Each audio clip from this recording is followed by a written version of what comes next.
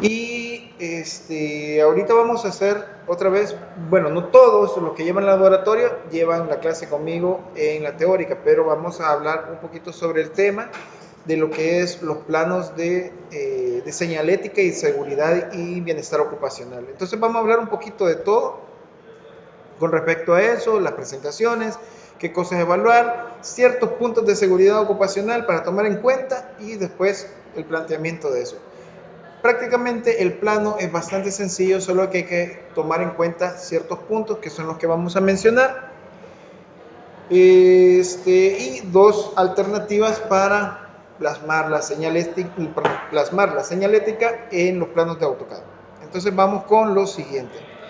Dentro de las primeras condiciones que vamos a hablar es que cuando nosotros vamos a hacer un plano de señalética, tenemos que conocer por lo menos medianamente bien el sector, de tal manera que tenemos que tener un levantamiento arquitectónico. Si es que ya existe, pues vamos a visitar a ver si es cierto, si no hay modificaciones, porque ya ha pasado, no con un plano de seguridad ocupacional, pero sí con planos constructivos que me dicen, no, es que este es el plano. Wow, o sea, sí, posiblemente tenga mucho de la realidad, pero es mejor ir a verificar si no hace falta o si está construido algo adicional. Entonces siempre hay que ir al sitio a conocer si realmente existe todo lo que está planteado ahí o modificar lo que es el plano. Entonces, cuando nosotros tenemos justamente el área a evaluar, en este caso, un ejemplo es esta planta arquitectónica, tenemos que conocer por lo menos de manera inicial dónde es el acceso o dónde son las salidas que tiene esa planta. Si estamos hablando de una planta arquitectónica de un nivel, pues mucho más fácil, pero si son de dos o más niveles, pues hay que buscar mucho más información de esto. Dentro de esto, tenemos que hacer el planteamiento. Aquí tengo el isométrico, bueno, el volumen eh, o el modelo, el cual no necesariamente ustedes lo tienen que realizar, sino que simplemente es una ejemplificación, pero en mi caso sí me sirve bastante conocer este aspecto tridimensional para saber con qué consta o estar muy seguro de lo que está en la planta que voy a trabajar. Entonces, debo de conocer los accesos. En este caso tenemos un acceso franco, un único prácticamente acceso y una salida de emergencia.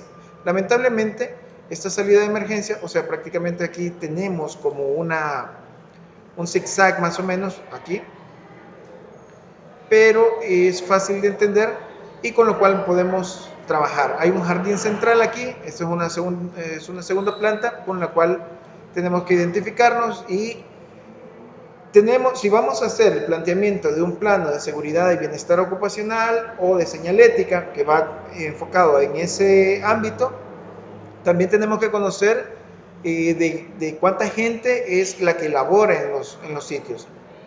Que alguien me diga, no, mire, fíjese que ahorita el Ministerio de Trabajo nos puede regañar porque este espacio era para 2 personas y ahorita hay 7. Entonces, a pesar de eso, tenemos que saber muy bien con cuánta gente estamos ahí, porque el día de mañana eh, vamos a tener una serie de dificultades si es que ocurre alguna situación siniestra o un incendio, a eso me refiero, o algún altercado sísmico, y ahí sí puede repercutir en nosotros la culpa. Más que todo, si nosotros hemos hecho el plano de señalética y de seguridad ocupacional o el plano de señalética de salidas. Los planos de señalética y de salida no van normalmente solos, o sea, no están divorciados, o sea, no es solamente hacer eso y ya estuvo, sino que normalmente van acompañados de un plan estratégico para la seguridad. Ese plan estratégico ya se va estudiando, se va trabajando poco a poco, pero no puede estar exento una cosa de la otra. Sí podemos tener el plan, pero no podemos estar exentos de un plano de señalética, o podemos tener sí el plano de señalética, pero tampoco podemos estar exentos de un plan, de manejo de seguridad, porque existen todo tipo de circunstancias que podemos prevenir con eso.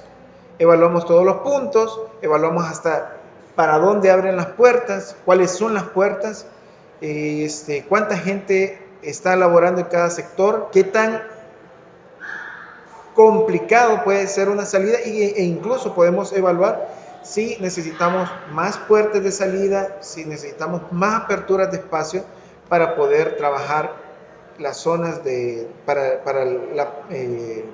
la señalética que vamos a utilizar. Entonces, estos son los puntos. Cuando ya lo tenemos prácticamente identificado y ya nos ponemos a elaborar el plano, vamos a ir comenzando a interpretar lo que son los puntos de seguridad, alternativas de salidas o digamos, ¿cómo se le dice? Guías para poder escapar de alguna situación que pudiera ocurrir.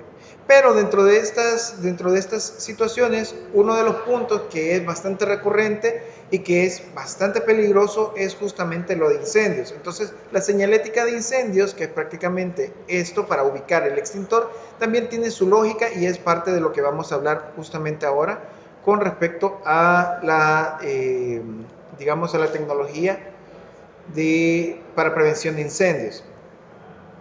Vamos acá. Entonces podemos hablar, sí, se proyecta. Okay.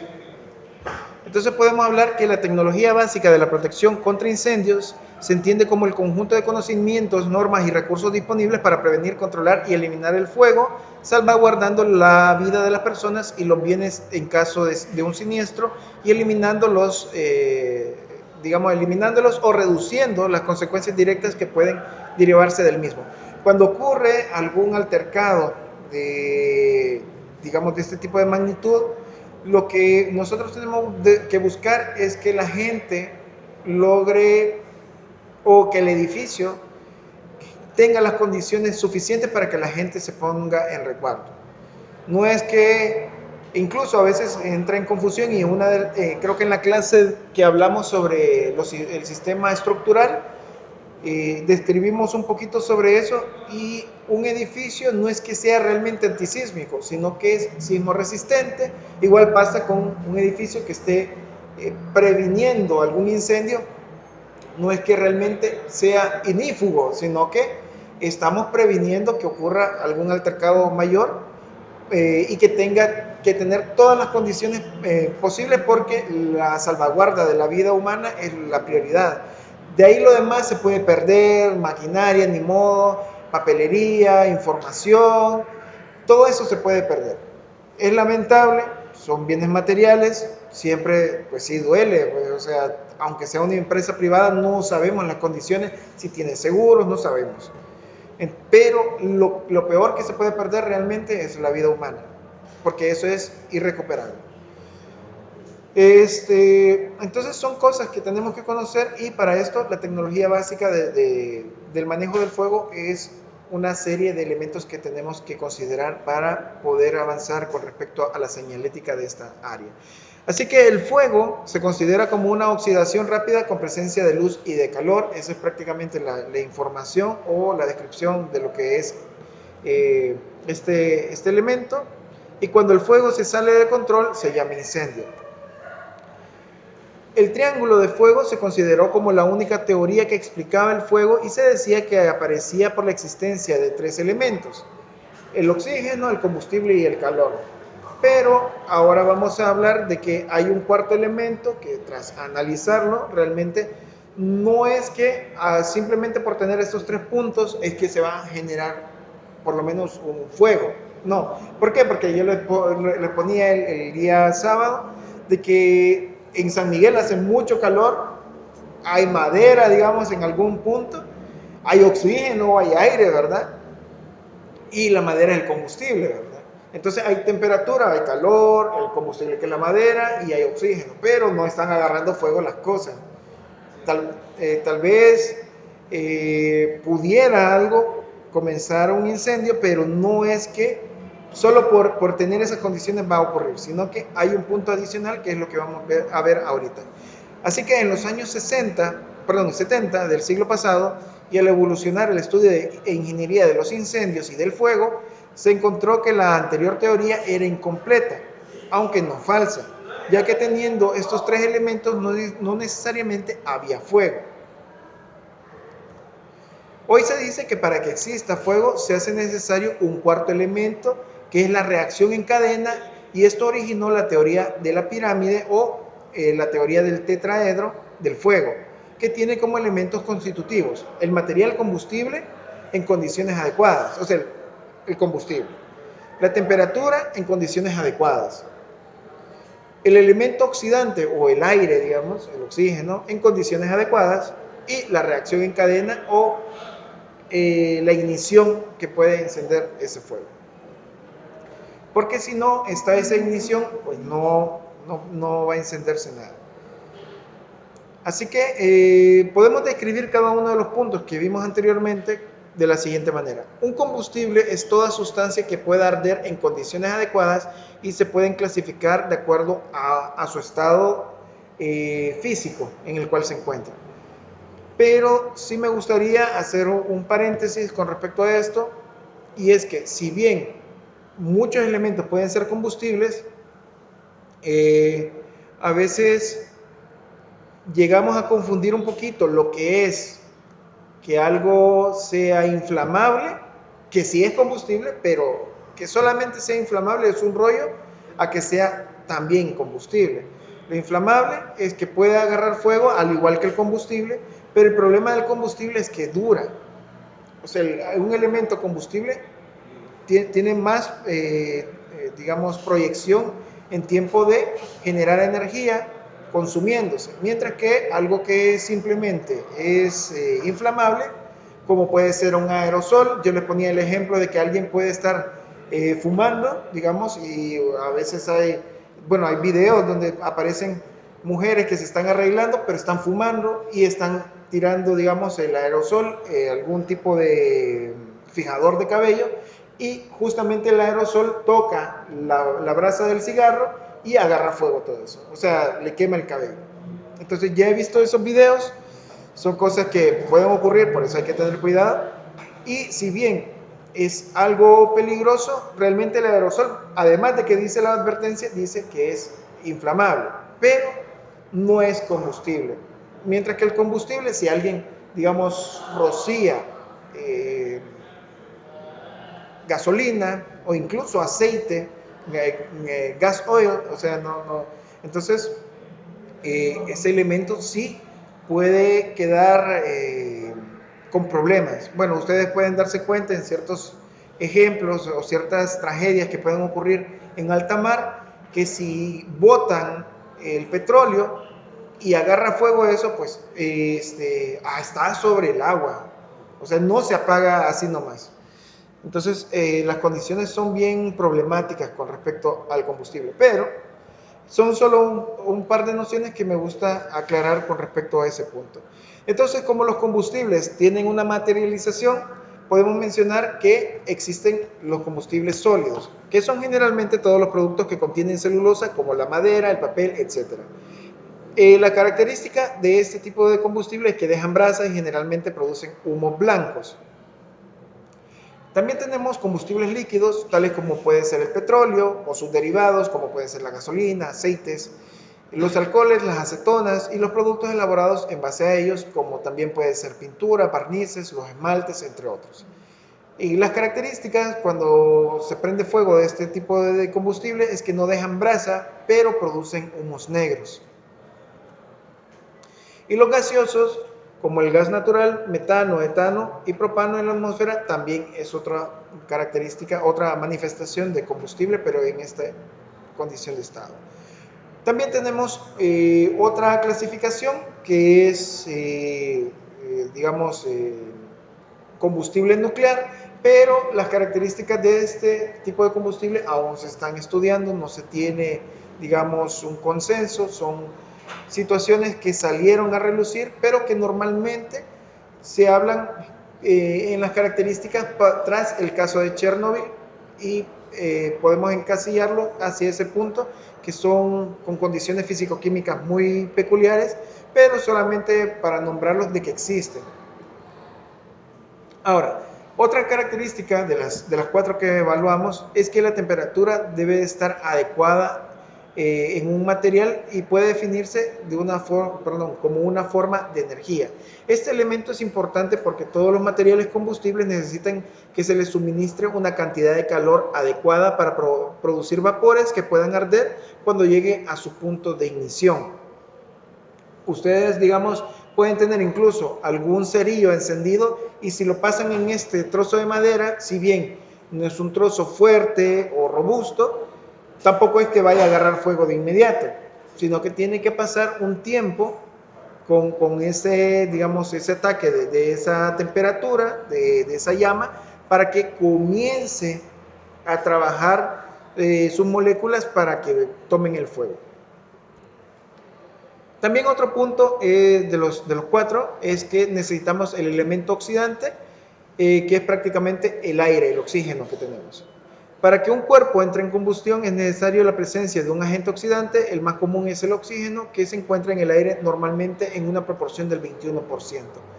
Hubo un programa que me gustó, bueno, antes yo lo consideraba bueno, habían unas curiosidades que eran los Mythbusters, los cazadores de mitos en el Discovery. Antes sí, yo sentía que daban unos programas interesantes, ahora ya, solo cosas extraterrestres, cosas así. Pasan, pero me llamaba la atención porque hicieron uno de sus experimentos, fue que querían hacer explotar una cabina de sanitario. Entonces metieron gas propano a la cabina, pero metieron demasiado gas propano y comenzaron a generar chispas, y esa cosa no explotó. Esa cosa no voló, no pasó nada. Y estaban tirando chispas a cada rato, un chispero tenían en esa cabina. Entonces, ¿cuál era la situación? Que posteriormente hicieron una evaluación y comenzaron a bajar la proporción de gas con respecto al aire que estaba. Entonces no puede haber una saturación de gas porque al no existir el agente oxidante, pues no puede hacer ignición, el chispazo no puede iniciarse.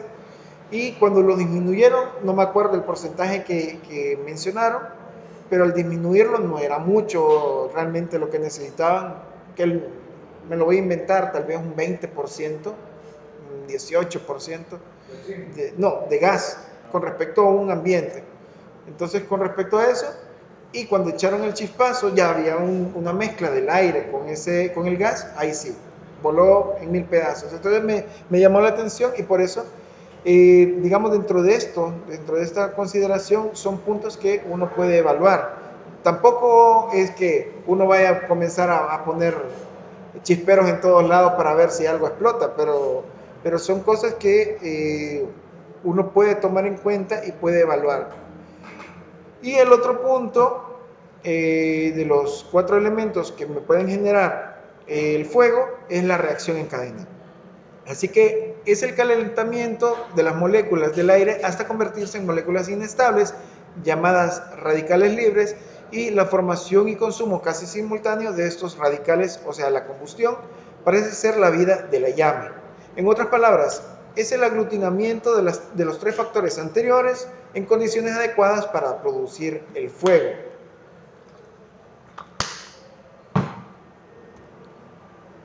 En cuanto a los fuegos, necesitamos también saber una clasificación. Tenemos la clasificación A, que son los producidos en materiales sólidos, como puede ser la madera, papel. Bueno, hablamos de los combustibles sólidos, entonces ahí está esta clasificación, que son la madera, el papel, los textiles, el carbón, los cauchos. El combate de estos fuegos se realiza principalmente por enfriamiento con agua. También se consideran eficientes los polvos químicos secos tipos ABC, que además son llamados multipropósitos o polivalentes. Este tipo, digamos, de extintores o de extintores que manejan ese tipo de químicos son los más utilizados.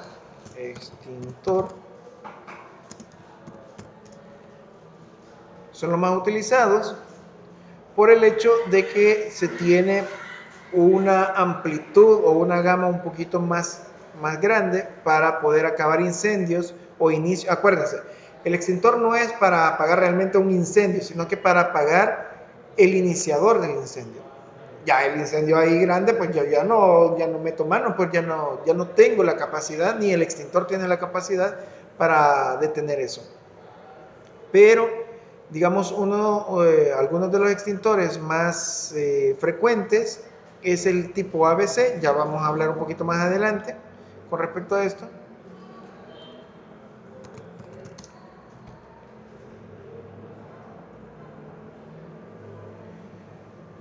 Vamos a ver por acá. Porque me permiten una variedad de clases de fuego con las cuales yo puedo trabajar para apagar ese tipo de elementos. Vamos a ver, el internet está malísimo otra vez.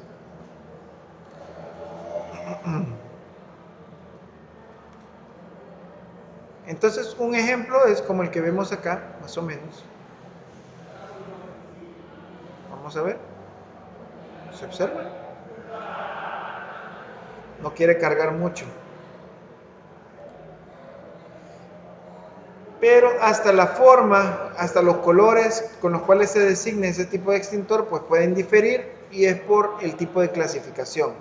Lo importante es que digan ABC en una primera instancia porque es el más utilizado. Dependerá en qué entorno estemos trabajando como para identificar el tipo de extintor que nos conviene para ese entorno.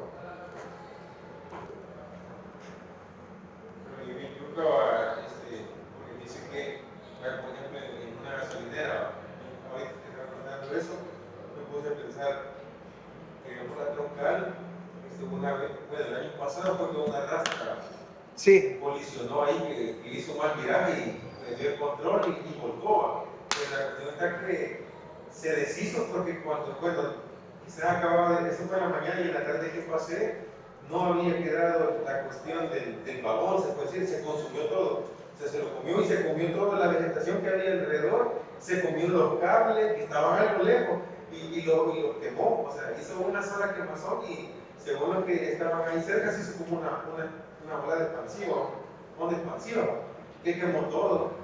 Y pasó bastante tiempo, pasó el invierno y nunca crecía la vegetación por eso mismo. O sea, y me imagino yo de que cuando, lo mismo en la gasolinera, cuando algo se incendia ahí y ya no tener conocimiento y alguien por querer ayudar le echa agua, o sea, prácticamente no le está haciendo nada al fuego, porque como Que dependerá de qué tipo de elemento es el que se esté, digamos, tratando de apagar, porque si bien la madera es una manera fácil de apagar, que solamente le echamos agua, bueno, lo vemos bien a menudo cuando hacemos la cocinada del bistec o algo así, ¿verdad? En una carne asada. ¿Por qué? Porque el carbón tiende a ser con madera, pues prácticamente. Entonces es fácil, pero si no se conoce bien cómo los procesos, más que todo en el entorno industrial, es que más bien va hacia ese entorno, sí, las dificultades pueden ponerse mayores, puede acarrear una situación muy grave por todas las características que pueden entrar en eso. Ese ejemplo fue bien difícil, yo creo que el tipo ya estuvo, caducó en el momento, expiró creo, pero pues sí, ni modo, son situaciones, uno no piensa en fallecer, pero ni modo, son cosas que ocurren. También tenemos la clasificación B, que son aquellos que presentan en los líquidos y gases inflamables y combustibles. Los zumos producidos son generalmente de color oscuro negro y no dejan brasa, porque tanto los líquidos como los gases se consumen en su totalidad. Los líquidos, como el petróleo y sus derivados, son combustibles de esta clase. Ahora, con los fuegos de clase C hay una característica muy interesante. Son aquellos que se originan en equipos o artefactos eléctricos y en circuitos eléctricos vivos. Pero hay una circunstancia. Cuando ocurre el incendio, y ya lo vamos a hablar en un momento, pues el incendio no es que la llama sea eléctrica o algo así, no, sino que el incendio se origina eléctricamente. El chispazo eléctrico es lo que origina justamente el fuego, pero no es que el fuego sea realmente eléctrico. ¿A qué me refiero esto? Que bueno, aquí mencionamos que una vez se elimine la energía o se corte la corriente eléctrica, cuando vemos y reconocemos que el incendio está siendo originado por una fuente eléctrica, nosotros tenemos que cortar esa fuente eléctrica. De tal forma de que ese fuego será de la clase de material combustible incendiado, bien sea de la clase A, B, D o E. Pero todo eso, media vez se quite el flujo de corriente eléctrica que está generando ese fuego. Ahora, vale la pena anotar que no existen incendios eléctricos, lo que existen son fuegos producidos por la electricidad, como por ejemplo por un incremento de la temperatura, una chispa eléctrica, rotura de un bombillo, cargas de electricidad estática, entre otros. Los fuegos clase D se clasifican en esta clase aquellos fuegos que se presentan en algunos metales de fácil oxidación, como el sodio, el potasio, el magnesio, el litio, el titanio, y aún el acero cuando su estado es en polvo o en pequeñas partículas, como por ejemplo una esponjilla. Yo les ponía de ejemplo, vamos a ver por acá.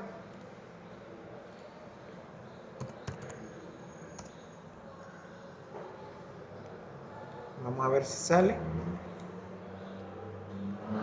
Hoy, como es día normal de clase, está súper saturado el internet. Vamos a ver. Sí.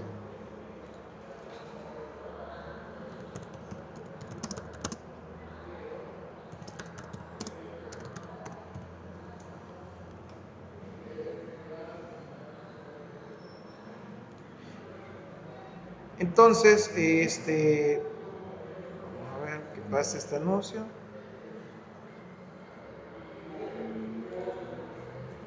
Se refiere a los fuegos generados justamente por la ignición en material metálico, en este caso.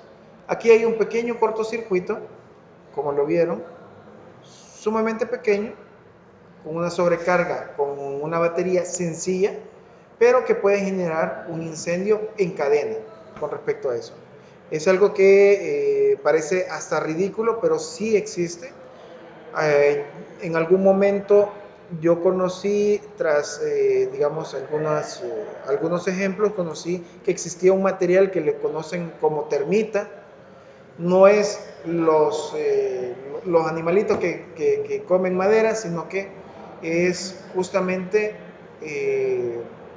polvo o polvillo de aluminio mezclado con no me acuerdo qué otros materiales, pero que de igual manera, media vez genera una ignición, puede ser muy peligroso y puede generar unas altas temperaturas que pueden derretir incluso perfiles metálicos.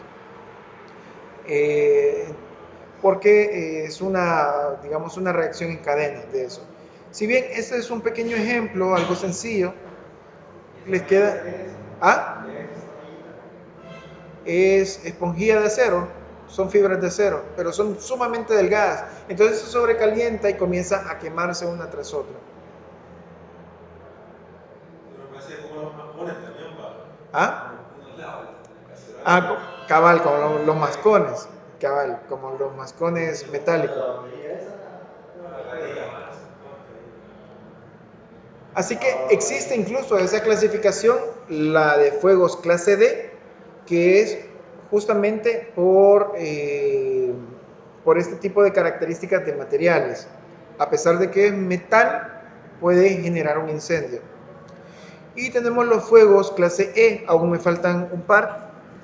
Son aquellos que se presentan por combustión de material nuclear, pero como habíamos mencionado, son una clasificación muy aparte, aún sigue siendo parte de estudio tras el caso de Chernobyl.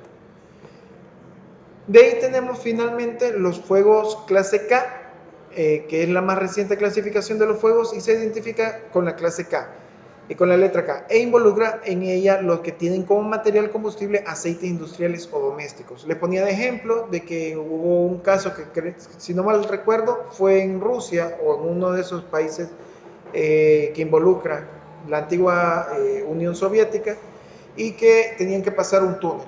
Entonces, en ese túnel estaba prohibido que pasara cualquier vehículo que cargara algún material que pudiera ser peligroso o que pudiera agarrar incendio.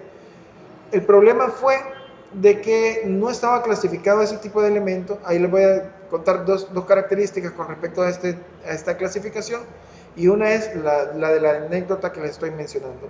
Entonces, pasó los permisos porque para la gente era algo de consumo humano y doméstico. No era gasolina, no era otras condiciones que uno pudiera decir que es un alto peligro. Era, no sé si era mantequilla o era margarina. Entonces, llevan su refrigerante, o sea, llevan su aire acondicionado y quedan bajo el túnel, un túnel larguísimo, y quedan atrapados ahí en una trabazón, en un congestionamiento. Se sobrecalientan los equipos de refrigeración por estar tanto tiempo ahí y se genera un incendio en el camión que lo cargaba. La gente nunca evaluó o nunca consideró que podía ser peligroso ese tipo de materiales, pues sí, porque son para consumo humano, no pensaron que podía ser algo peligroso, pero al final de cuentas mató un montón de gente de la que estaba en el túnel. No necesariamente quemada, lo que sí quedaron fritos fueron los sujetos que manejaban el camión, pero el resto de gente, mucha gente falleció ahí, fue por la falta de oxígeno. O sea, el fuego estaba llenando de humo todo el túnel y estaba consumiendo el poco oxígeno que había justamente en ese túnel. O sea, el oxígeno que entraba, oxígeno que quemaba de inmediato. Y la gente, aunque tuviera vehículos, no podía avanzar por ello porque necesita la ignición del motor y necesita el aire, o sea, para poder arrancar el vehículo, lo cual no existía por el mismo incendio.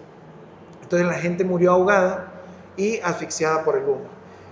Otra característica que tiene este fuego es que, como es de índole aceitoso y el aceite tiene una característica, al tocarse con el agua, no se tiene que, para tratar de apagar eso, no se tiene que promover agua en eso. ¿Por qué? Porque el agua, en primera instancia, el agua es más densa que el aceite, por eso el aceite queda arriba, y cuando uno tira el agua, aunque sea poquito, el aceite está tan caliente que cuando llega la gota de agua, esta gota de agua va a bajar, pero está tan caliente que se va a expandir, o sea, se va a evaporar de manera casi instantánea, haciendo, bueno, ahorita lo mencionamos, haciendo una explosión con esto. Entonces, una razón fundamental para esta nueva clasificación de productos combustibles que antes se agrupaban en la clase B es que, según casos estudiados, los incendios sin control no solo generan humo, gases y temperaturas altas, sino que además producen el famoso efecto de ebullición desbordante o boil over, producido por la expansión volumétrica del agua, que al pasar de su estado líquido a vapor lo hace en un incremento de volumen de más o menos 1600 veces de golpe. Ahí está. Y eso pasa como cuando uno cocina. Exacto. Por eso es mejor apagarlo, ponerle algo que tape, que no le entre aire.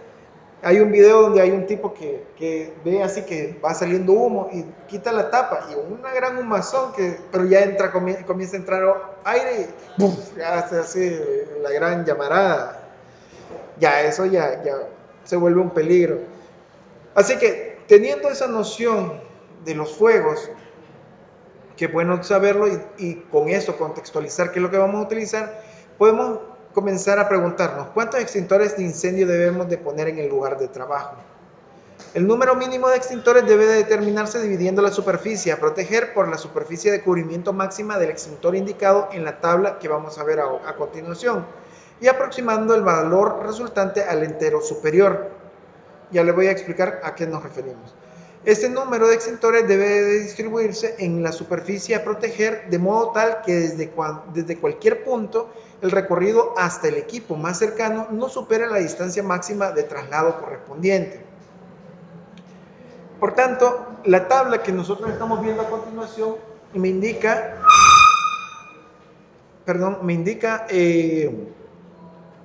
una superficie de cubrimiento máxima por extintor en metros cuadrados. Tenemos una codificación de potencial de extinción mínimo. Esa clasificación ya la podemos encontrar cuando nosotros vamos a comprar el extintor, de acuerdo a sus características, y la distancia máxima de traslado del extintor. En este caso, si es un 4A, tenemos 9 metros, si son 6A, tenemos 11 metros a la redonda. Cuando nosotros vemos esto, digamos un ejemplo, es que si estamos buscando comprar un extintor, este es un ejemplo nada más. El extintor nos dice de cuánta es su capacidad, nos dice si es ABC, etc. Pero también nos habla de una clasificación y en este caso encontramos que es un 3A. El 3A no lo tengo acá, pero hay otros que podemos encontrar, que podemos buscar, digamos Vidri, y cuando nosotros comenzamos a buscar, bueno, tal vez si carga algún día, podemos ver las características justamente de ese extintor y ahí nos puede decir en qué, digamos, de qué clase es la que estamos, además de qué tipo de fuego puede apagar, qué clasificación de distancia puede estar. Entonces tenemos extintor. También les mencionaba, extintor y extinguidor son correctas las dos palabras, no hay problema.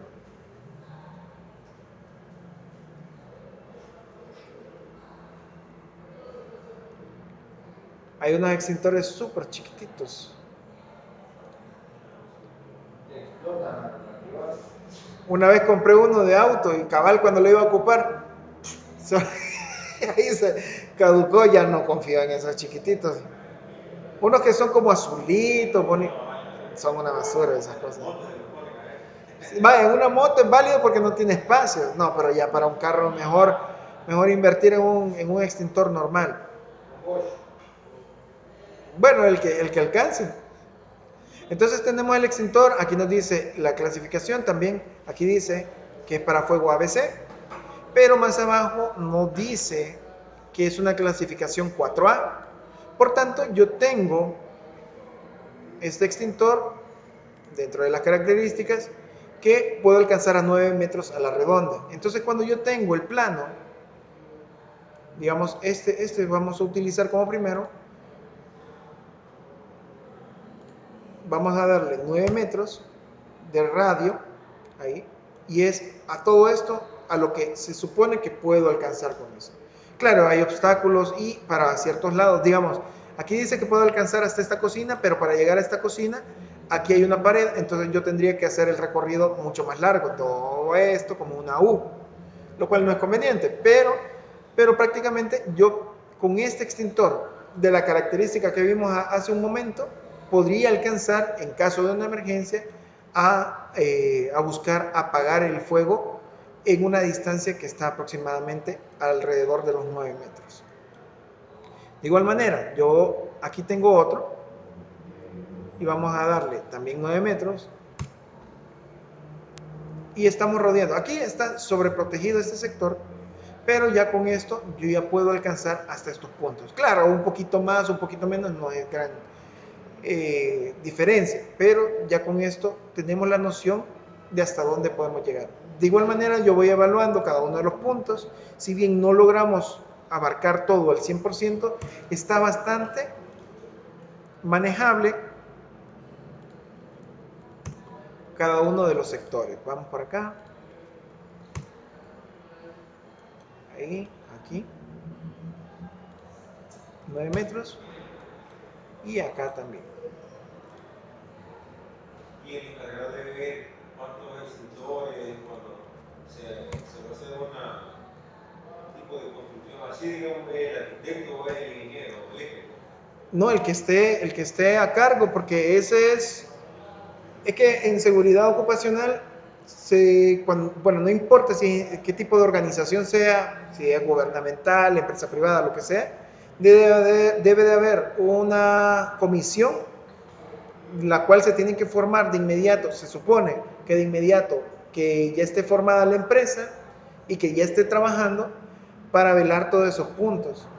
Entonces puede ser un ingeniero, puede ser un arquitecto, la persona que esté encargada de eso. O sea que hay una empresa que estudia, hace esos estudios y que ya dice cuánto en cada cuarto tiene que poner un extintor. Sí, sí, pero también la misma empresa, donde uno está laborando, tendría que tener su propia comisión, o sea, gente que no necesariamente que sepa, pero que esté dispuesta a aprender o que si sabe, esté dispuesta digamos, a promover la seguridad ocupacional. Entonces se les da capacitaciones, se les pone cabal, de toque con respecto al manejo de esto. Entonces se evalúa esto y ya con esto, pues por lo menos ya se tiene la noción hasta dónde llegar. Como les digo, no es que esté todo al 100% cubierto, digamos, aquí no está cubierto, pero estamos bastante cerca. Lo ideal hubiera sido tal vez por acá, así el extintor tal vez. Pero es un ejemplo con el cual podemos trabajar. ¿Consultas, comentarios, observaciones hasta acá con respecto a eso?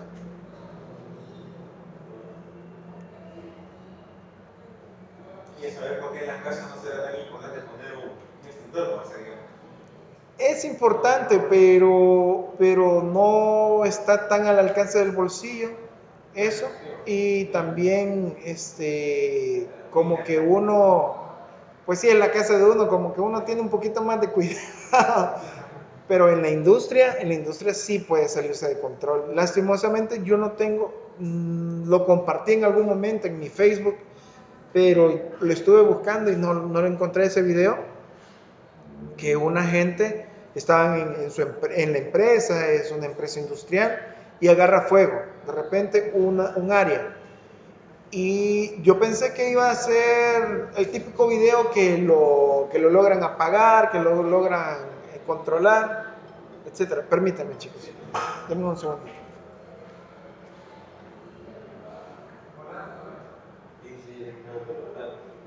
No, pero el eléctrico puede ser. Y el de los ladrillos, el estructural, no. Eso es igual que hubiese ahí, o sea. Yo el único que he entregado. ¿Ah? El único que he entregado ya. Solo que los demás, ¿cuántos son por tubos? ¿Cuántos van a ser? Son 4. Hidráulico, estructural, eléctrico, 3. Mira, ¿y dónde está el del agua limpia y agua negra? Hidráulico. Ah, hidráulico. Mejor la otra semana. Sí, la otra semana. Va a empezar a tu tía ahí con eso, ¿verdad? Sí, no. Pero el hidráulico no lo han hecho. Bueno. No, el estructural es de los medios. En el estructural para el de techo también, para ver. Pero no veo que le pasa un montón de gente así por arriba. Ajá. Es que en un PDF que él subió estaba viendo eso. Aquí lo tenía. Bueno, de hecho lo descargué. Y en la cuestión del plano que él subió como un ejemplo para guiarse, ha puesto el estructural que está entre los ladrillos, pero sí le ha puesto plano estructural de techo a la par. Y después ha puesto las cosas que nos subió él, las vigas y todo eso. No, pero me dijo que lo tenía que agregar porque yo no me lo hice la vez pasada y yo dije que era para el extintor. ¿Ah? Sí. Pero no lo oí de la queda. Ajá, y de acero también.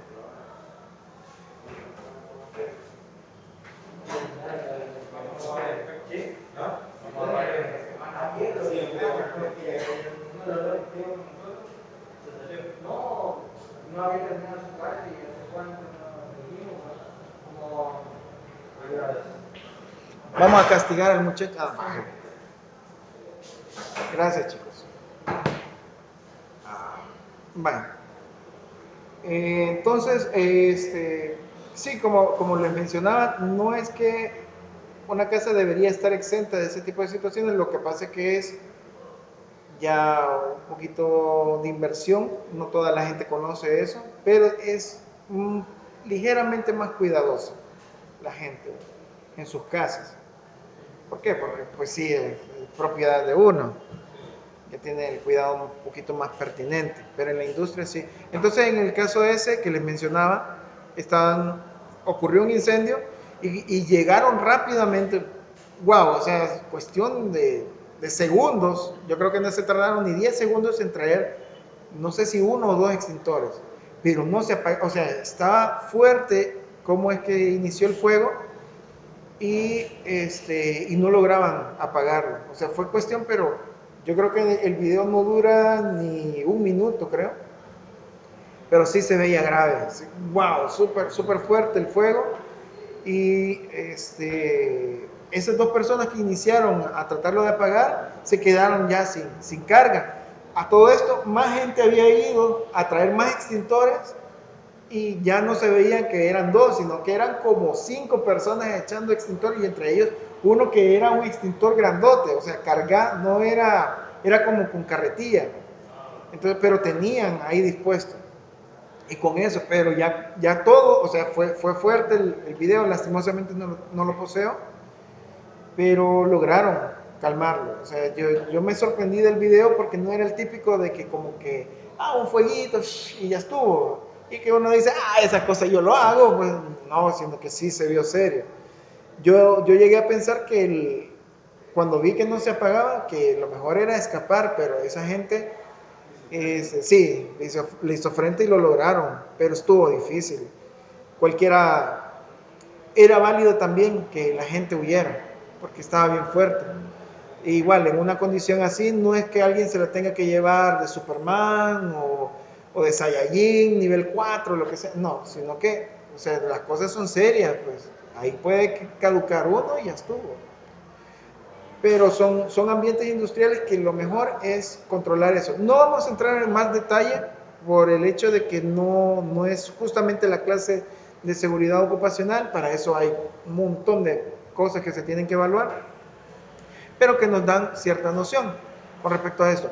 También en el plano, vamos a liberar de esas circunferencias que hice, en el plano también tenemos que identificar lo que son las señales de peligro eléctrico, que normalmente tiene que ser en los puntos donde alguien pudiera meter mano para atravesar, para ser curioso o para disque arreglar algo, como los tableros eléctricos, lo cual es delicado. Sí, o sea, no es que solamente por tocar el tablero eléctrico va a explotar la persona o algo así, ¿verdad?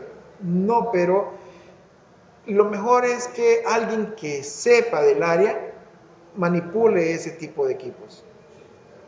Digamos, como les menciono, yo conozco ligeramente el área eléctrica, ya he cambiado algunas cositas, que toma corriente, pero realmente ya casos más delicados, yo ahí no meto mano. O sea, incluso hay una narración de un individuo, lamentablemente no tengo aquí la frase exacta, pero decía de que ese señor era alguien adinerado, por querer guardarse unos centavos, quería cambiar el bombillo. La cuestión es que no sé en qué condiciones estaba eso, que se electrocutó y se mató. Entonces, mucha gente decía, bien merecido, porque alguien de dinero no debería de estar haciendo eso. Pero hay una reflexión adicional, decía, si bien no estamos de acuerdo con la respuesta de las posiciones sociales y económicas que mencionan en esa descripción, lo que sí estamos de acuerdo es que un especialista es el que tiene que tocar justamente ese tipo de áreas. No es que alguien medio ha aprendido o algo así, sino que ¿cuántos años te ha tomado tomar la categoría? ¿Cuál? ¿8 o 9? No, hombre, la 10 tengo. Para atrás. No, yo tengo la tercera. Ajá. Y 6 años. 6 años. 6 años. ¿Y cuánto tiempo trabajando en el área? Ahí vemos. No es que me enseñaron a hacer horchata y que así es el azúcar, no, sino que es una cosa un poquito delicada.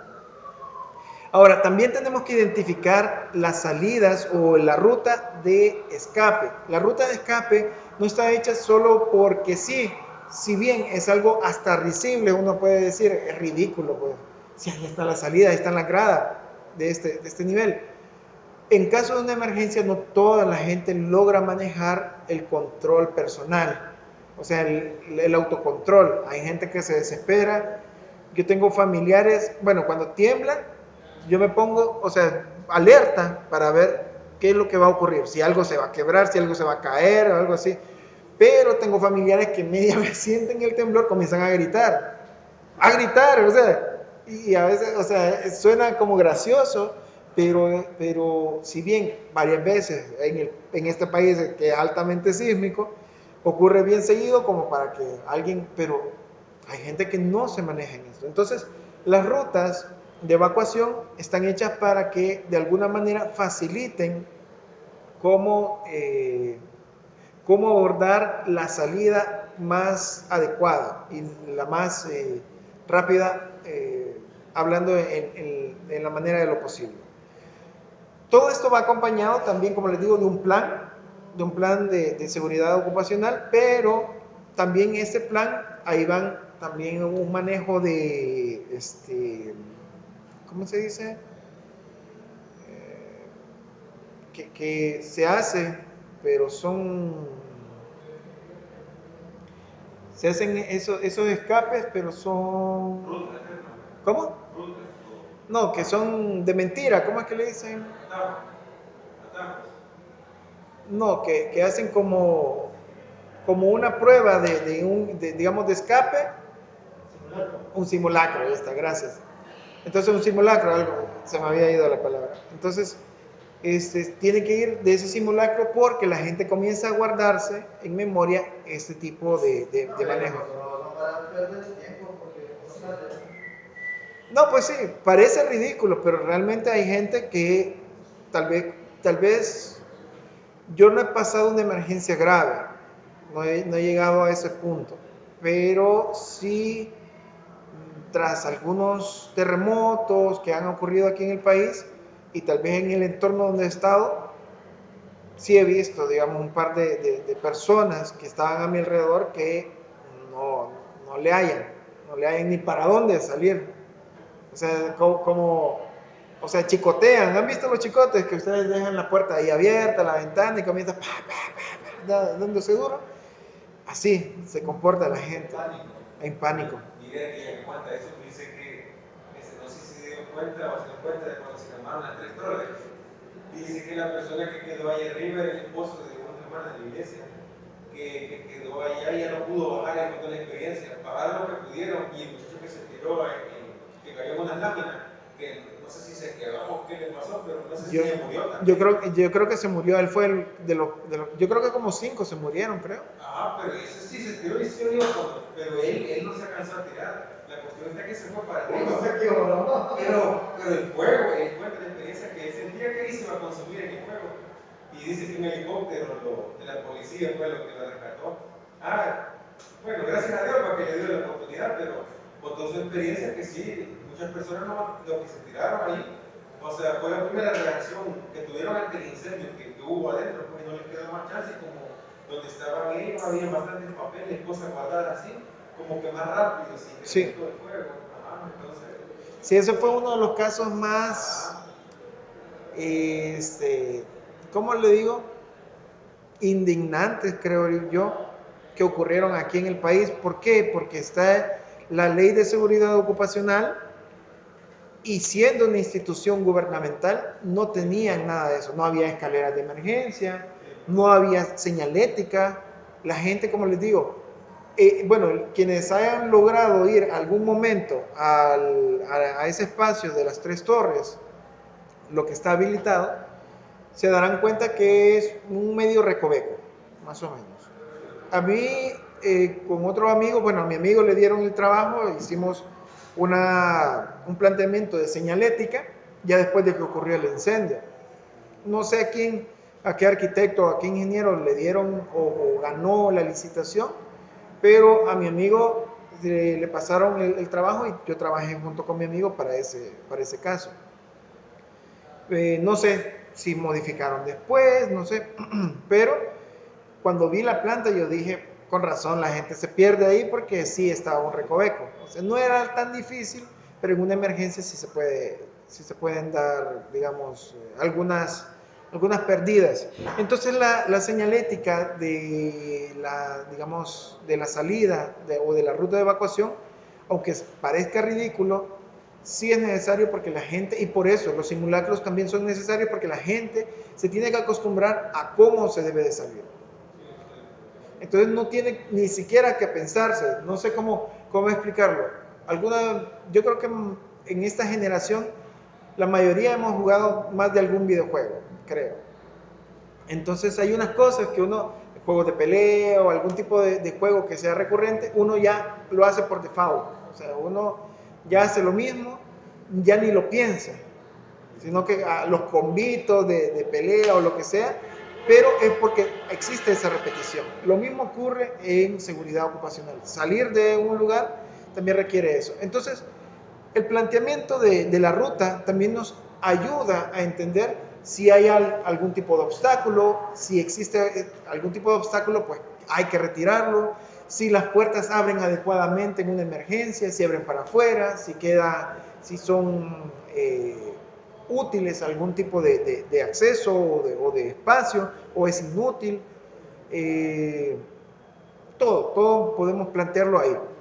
Por eso es que no va divorciado de un plan de seguridad. Pero para nuestro caso, el dibujarlo pues nos ayuda bastante. También de mi forma, digamos, de trabajo, es que yo coloco de acuerdo a la visualización, como que yo estoy de pie, observando el rótulo, digamos, en este caso tengo el rótulo en esta posición como de lado, pero es que cuando alguien salga de acá, va a observar de frente esto y va a indicar hacia dónde tengo que salir. Entonces, en este caso, para acá, para tratar de buscar salida. Igual, en este otro caso, se ve al revés, pero cuando yo venga desde este punto de fondo, yo lo voy a ver de frente. Entonces, me va a indicar la flecha hacia donde tengo que dirigirme. También, cuando yo hago el conteo ¿cómo se llama esto? El presupuesto de la señalética, porque en algunos casos me va a tocar comprarlo, también puedo contabilizar cuántas señaléticas de salida con flecha de izquierda o derecha voy a tener. En el caso del proyecto, no es que ustedes lo vayan a hacer, no se los voy a dejar, así que tranquilos, no me vayan a matar, porque tienen suficiente trabajo. Sin embargo, digamos que es bueno conocer esto. Cuando nosotros tenemos digamos, la casa, nosotros no sabemos si en un futuro la gente que tiene esa casa la quiere adecuar para oficinas, lo puede hacer para cualquier cosa, pero nosotros podemos evaluar las rutas de evacuación. En este caso es un poquito más sencillo. Tenemos que reconocer el punto de encuentro o el punto de reunión. Aquí de eso se me olvidó mencionarles, aquí está reconocer el punto de encuentro o punto de reunión, donde tienen que estar a salvo los puntos de encuentro y los puntos de reunión. Tienen que ser aquellos sectores que estén alejados de las paredes, alejado en la manera de lo posible de los tendidos eléctricos, porque no sabemos si se puede cortar, y alejado también de sectores que puedan generar algún daño a las personas, como puede ser quebraduras de vidrio. Entre más alejado de esos sectores, pues mejor, porque no sabemos si puede ocurrir algún tipo de circunstancia, porque las rutas de evacuación no solo son para incendios, sino que también puede ser contra un problema sísmico. Dele. Entonces, cuando nosotros queremos hacer el plano de esto, las flechas no es algo difícil, podemos dibujarlas, podemos hacer el relleno con el hatch, pero en la señalética podemos hacer dos alternativas. Una es hacer la silueta de todas las figuras, comenzar a dibujar encima, y creamos la figura de vector, así. Vamos acá, etcétera, y hacemos la figura del vector. O lo otro, generar una carpeta donde guardemos las señales, o sea, nos tomemos el tiempo de buscar la señalética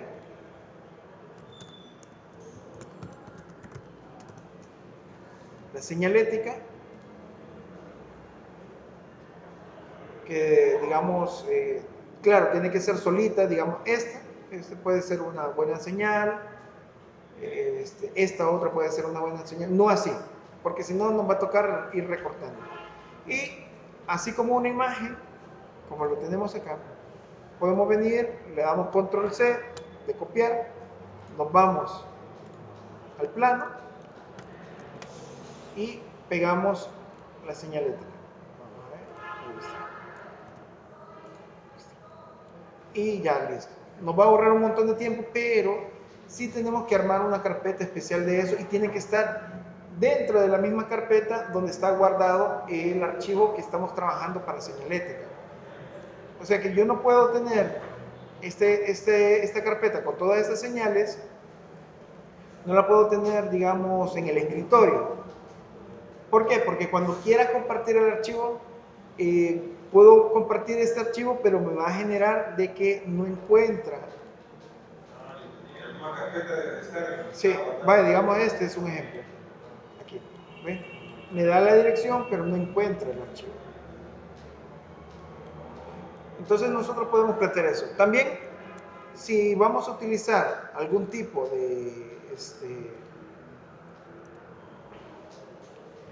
de luminaria de emergencia, las luminarias de emergencia van dirigidas a, bueno, es que existen dos tipos de luminaria, una que tienen rótulo o señalética, que dicen salida, es así, tienen que ir justamente en la puerta, pero hay otras que tienen que ir dirigiendo la vista hacia dónde están las salidas, o sea, que informe hacia dónde se tiene que dirigir la persona. Mira que justo esta consulta.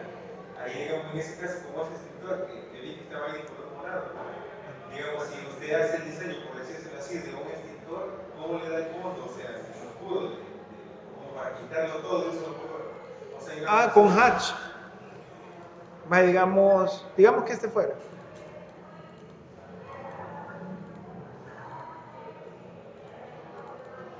Vamos a explotar este.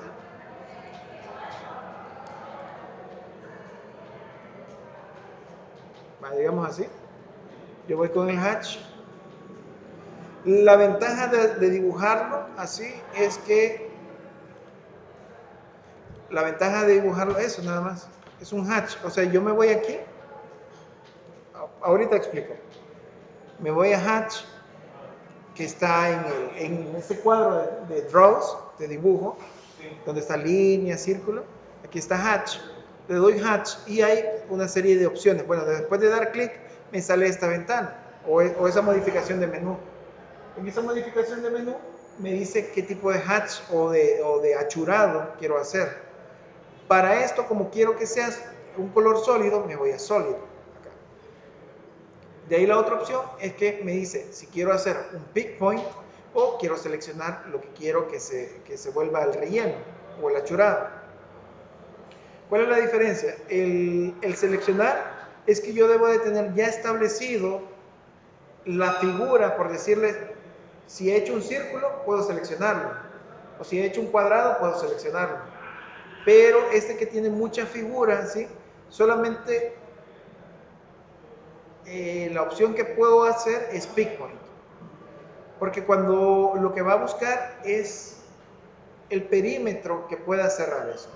Pero tengo que asegurarme que no haya ningún tipo de espacio en blanco que me pueda absorber el color justamente acá. No sé si alguna vez jugaron con Paint, digamos en la compu, y que daban como el botoncito del tamborcito que pintara todo, entonces lo mismo, si había un espacio lo pintaba también, entonces más o menos igual.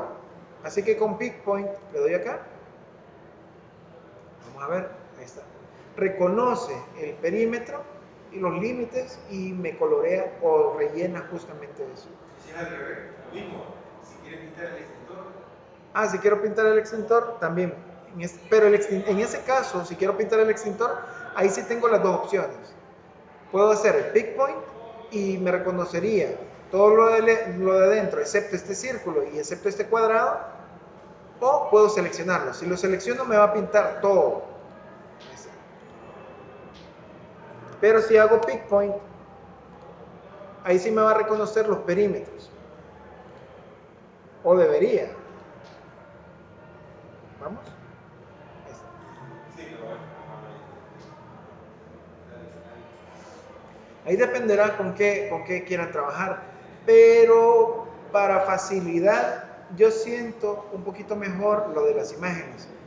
Es más rápido, la desventaja es que hay que crear las carpetas y todo el paquete se tiene que ir junto.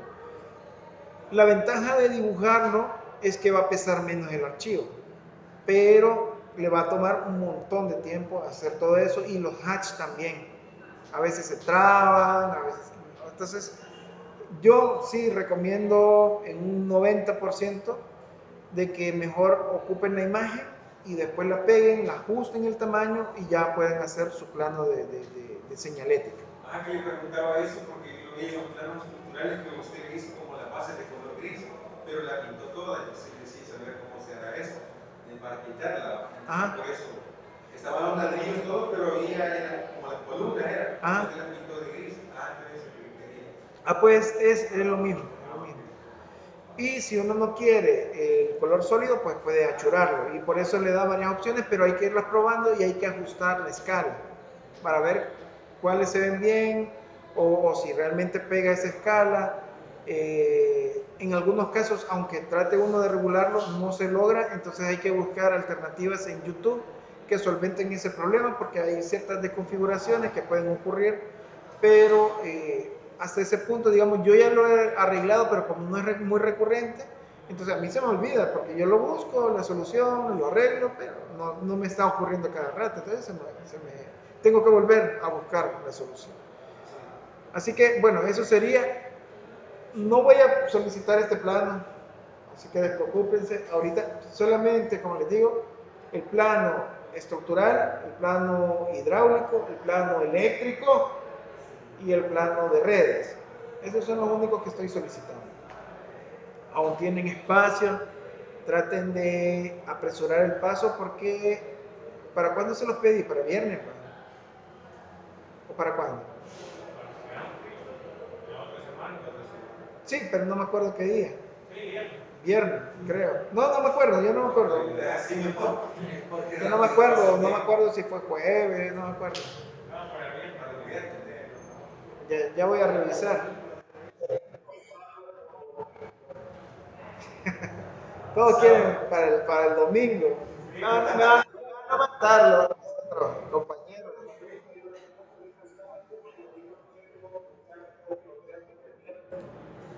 Creo. Bueno, ya voy a revisar. Creo que para el viernes. Así que bueno, eso sería todo y si tienen consulta para el sábado, para correcciones y todo eso, para que veamos los planos, háganlo.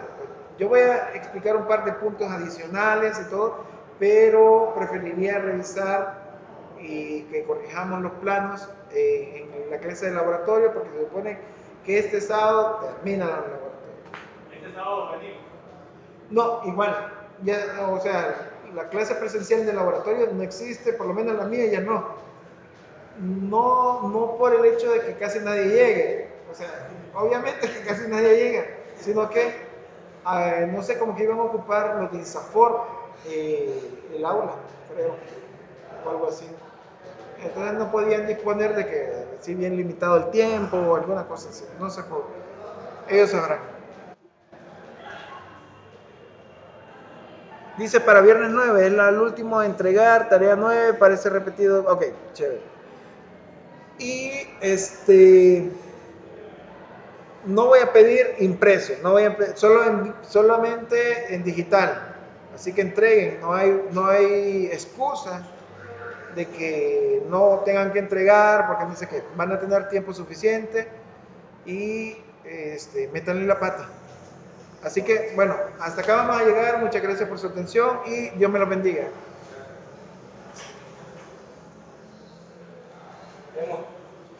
Que les vaya bien, que les vaya bien.